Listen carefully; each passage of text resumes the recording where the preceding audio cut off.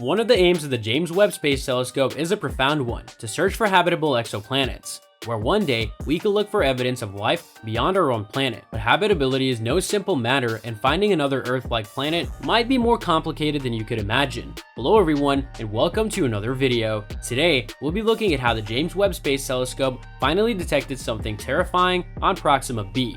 Yeah, you heard it right. So, let's start our video. Around 40 light years away lies a remarkable star system. The TRAPPIST-1 system became a world-famous system 5 years ago when NASA announced it, and several partners had discovered a whole bevy of Earth-sized planets orbiting within the habitable zone of a single star. Since then, astronomers have been desperate to learn more about these nearby worlds, which could be like our planet. Enter the James Webb Space Telescope, which will investigate the TRAPPIST-1 system in its first cycle of research programs. The research will aim to see if the planets in the TRAPPIST-1 system have atmospheres, and in the long term, to set up the process for looking for biosignatures that could indicate if life were present on any of the planets. But there are many challenges when it comes to understanding worlds that are different from ours. Recent modeling work shows that it isn't just a planet's distance from its star or its composition that affects its climate. The distribution of land across a planet's surface also significantly impacts its potential habitability. In a presentation at the National Astronomy Meeting on Monday, July 11th, a graduate student, Evelyn McDonald of the University of Toronto, Canada, shared the findings of recent research into exoplanets. The researchers used the nearby Earth-sized exoplanet Proxima Centauri b for their models. Like TRAPPIST-1, Proxima Centauri is a red dwarf star. These stars are much smaller and cooler than our Sun, so the planet can orbit very close to them while still residing in the habitable zone. Like the TRAPPIST planets, Proxima Centauri b is tidally locked. This means that one side of the planet always faces the star, and the other side always faces out to space. This phenomenon is not unusual to find in exoplanets, though we don't have anything similar in planets in our solar system. People used to think Mercury was tidally locked, but the situation turned out to be rather different. We see something similar with our planet's moon though, where one side is always facing us and the dark side is always facing away.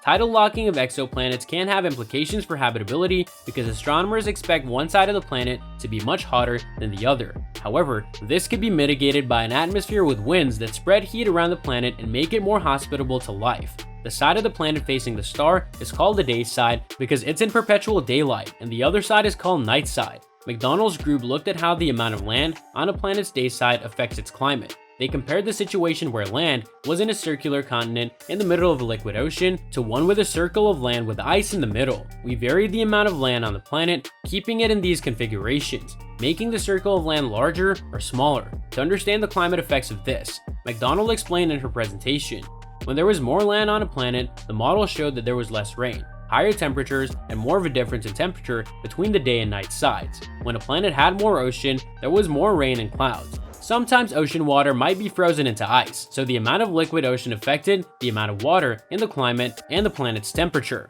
Even when the total amount of land stays the same, the researchers found that the average surface temperature of a tidally locked planet could vary by as much as 20 degrees Celsius depending on the distribution of that land.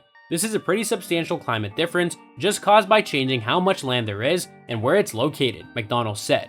The challenge comes from applying this theoretical research to real data to exoplanets, as it's hard to tell how much of a planet is land versus ocean by looking at spectra like those James Webb will take.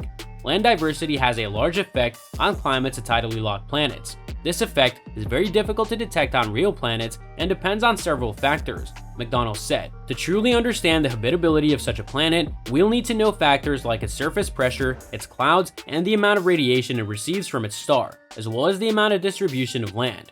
The upshot is that James Webb will begin investigating the TRAPPIST-1 system in its first year of science, and it will be incredibly exciting to get more data on these exoplanets. But don't start planning a move to Earth 2 just yet, as finding a habitable planet from billions of miles away won't be an easy task.